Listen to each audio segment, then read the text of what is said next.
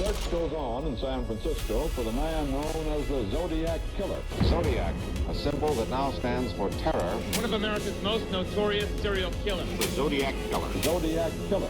Claims that he's murdered 13 individuals. Of course, our records reflect 5. This was a pleasant night, and that was all shattered when another vehicle arrived and a man got out and opened fire on the car. Psycho killer. He had those headaches, Sam. Since I killed a kid. 3 virtually identical handwritten letters arrived at the offices of 3 California newspapers. So now all we can do is wait perhaps for that next phone call from the man who calls himself Zodiac, who has killed 5 and says he's going to kill again. He sent a coded message to the FBI containing his own name. The world's best cryptographers, trained professionals, intelligence agencies, academic experts, spent 51 years trying to read it. 3 strangers with a laptop finally cracked it open in 2020. The name still wasn't there. That is the Zodiac case, the most documented, most studied, most obsessed over unsolved serial killer investigation in American history. 5 decades of forensic work, thousands of investigative hours, and more academic papers than almost any cold case on record. And after all of it, the only thing investigators can confirm is this: somewhere in a 13-character cipher mailed to a San Francisco newspaper in 1970, a name is almost certainly hidden. Nobody has ever read it. Let's go back to the beginning. Who's Zodiac? One of the great unsolved serial killing mysteries of all times. December 20th, 1968, Lake Herman Road, Benicia, California. 2 teenagers, Betty Lou Jensen, 16, and David Faraday, 17, are shot dead beside a parked car on a quiet rural road. There are no witnesses, no motive, no suspect. Police have nothing. 6 months pass, July 4th, 1969. Blue Rock Springs Park, Vallejo. Darlene Farron, 22, and Michael Mago, 19, are shot at close range in a parked car. Farron dies at the hospital. Mago survives, barely, with 4 bullet wounds.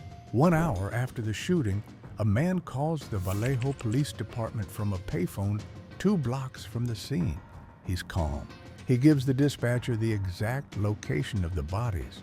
Then he tells her, without hesitation, that he also committed the Lake Herman Road murders 6 months earlier. Same voice, same man.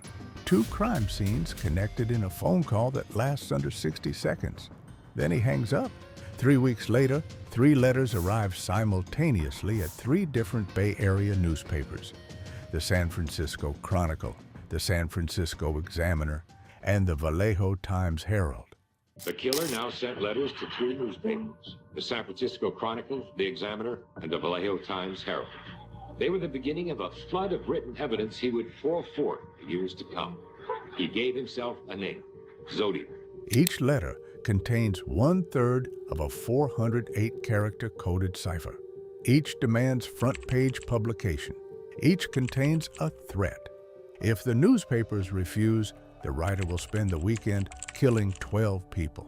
He also claims the cipher contains his identity. 2 high school teachers, Donald and Betty Harden, decode the 408-character cipher within days. There is no name inside. The message describes killing as thrilling. It describes his victims becoming his slaves after death.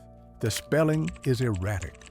The grammar collapses in places, but the logic is cold and deliberate. He ends the cipher with the words, "I will not give you my name because you will try to slow down or stop my collecting of slaves." He gives them something else instead. On August 1st, 1969, a letter arrives at the San Francisco Examiner. The writer names himself for the first time. He signs the letter with his crosshair symbol, a circle divided into 4 quadrants. He is the Zodiac. The killings continue. September 27th, 1969, Lake Berryessa, Napa County. A hooded figure approaches 2 college students, Brian Hartnell and Cecilia Shepard, at a picnic area near the water. He ties them both up. He stabs Shepard 10 times. He stabs Hartnell 6 times and leaves them. Shepard dies 2 days later. Hartnell survives. And when she says, I see a man over there, what I'm thinking is, if you look to the left of her, you can see those trees on that hill. That would be another picnic area. So seeing someone on that hill, would be of interest, but not of any greater. Before leaving, the attacker writes on the door of Hartnell's white car in black marker. He lists his 3 previous attacks, the dates, the locations.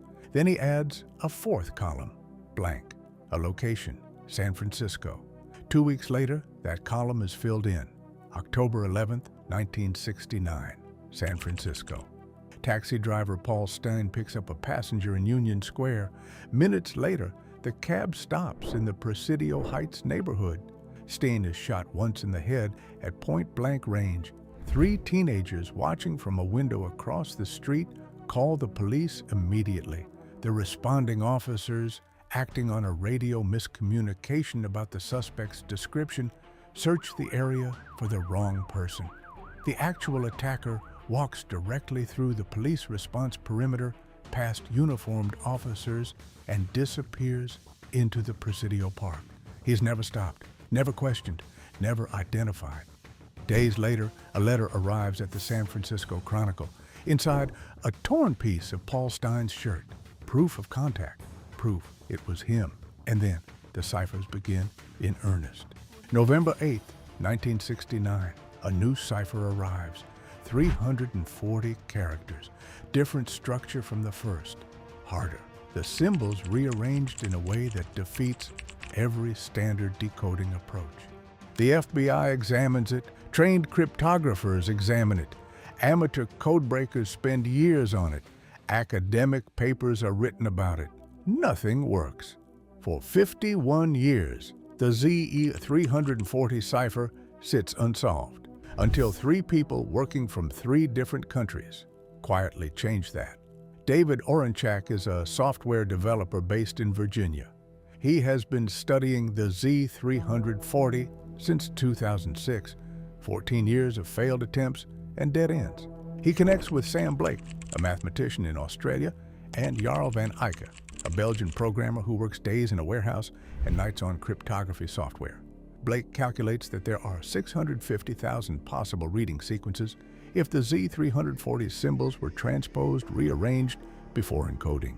That would explain why every previous attempt had failed. Cryptographers had been reading the cipher in the wrong sequence from the beginning.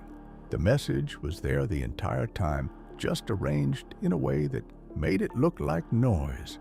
Van Eyck builds software called AZ Decrypt, capable of testing 200 cipher solutions per second. They run all 650,000 variations. And then fragments emerge from the output. Hope you are trying to catch me. Gas chamber, 3 fragments. Enough to confirm the structure, enough to keep going. The FBI confirms the full solution in December 2020. The complete decoded message reads, I hope you're having lots of fun in trying to catch me. That wasn't me on the TV show, which brings up a point about me.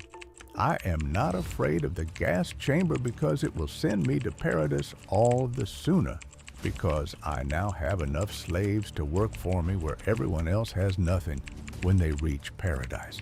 So they are afraid of death. I am not afraid because I know that my new life will be an easy one in paradise. Death. The misspellings are identical to his earliest letters.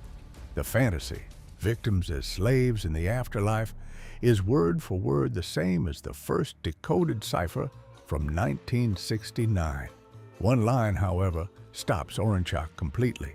That wasn't me on the TV show. On October 22nd, 1969, 2 weeks before the Z340 was mailed, a man had called into a live television talk show in San Francisco, claiming to be the Zodiac. Police investigated the caller and ruled him out. The Zodiac had watched it happen, had seen a stranger impersonate him on live television, and had encoded a denial inside a cipher that nobody would read for 51 years. That detail, specific, verifiable, embedded in a message no one else could have written, confirmed the solution was real. 14 years of work by Oranchak alone, 3 private citizens across 3 continents. No law enforcement resources, no access to original case files, no FBI clearance, a laptop, custom software, and a mathematician willing to calculate 650,000 variations by hand. The cipher that defeated the world's best trained cryptographers for half a century, solved in a warehouse in Belgium. The Zodiac Killer is confirmed to have murdered 5 people: David Faraday, Betty Lou Jensen, Darlene Ferrin, Cecilia Shepard, and Paul Stein. He attacked 2 others, Michael Mageau and Brian Hartnell, who survived. He claimed in his letters to have killed 37 people in total. Investigators have never been able to confirm or deny that number. No additional victims have been definitively linked to him, but several unsolved California homicides from the same period remain under periodic review. He sent 4 ciphers. 3 are now solved, all by private individuals, not law enforcement. 1 remains open. In April 1970, a 13-character cipher arrived at the San Francisco Chronicle. It begins with what translates as, "My name is," and then the encoding starts. 13 characters, presumably a name or a phrase constructed to look like one. Cryptographers describe it as nearly impossible to crack through conventional means. Too short for statistical analysis. Too many possible solutions given the character count. Thousands of names and phrases could theoretically fit the structure. Without additional context, pattern recognition alone cannot determine which solution is correct. The name has never been extracted. No arrest has ever been made. No suspect has ever been formally charged in connection with the murders of David Faraday, Betty Lou Jensen, Darlene Ferrin, Cecilia Shepard, or Paul Stein. The case remains formally open with the FBI's San Francisco field office. The man who cracked the Z340, David Oranchak, after 14 years of sustained effort, described the decoded message as more of the same, attention-seeking, grandiose, no revelation, no confession, no name. 51 years of silence, and when the cipher finally spoke, it said almost nothing new, but somewhere in 13 characters that no investigator has yet been able to open, a name sits waiting, possibly since 1970.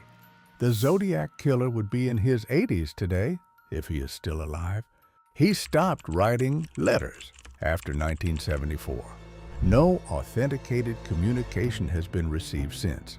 Investigators have never publicly explained why the letter stopped, and if his name is in that cipher, it has been sitting in a newspaper archive in plain sight for over 50 years, waiting for someone to read it.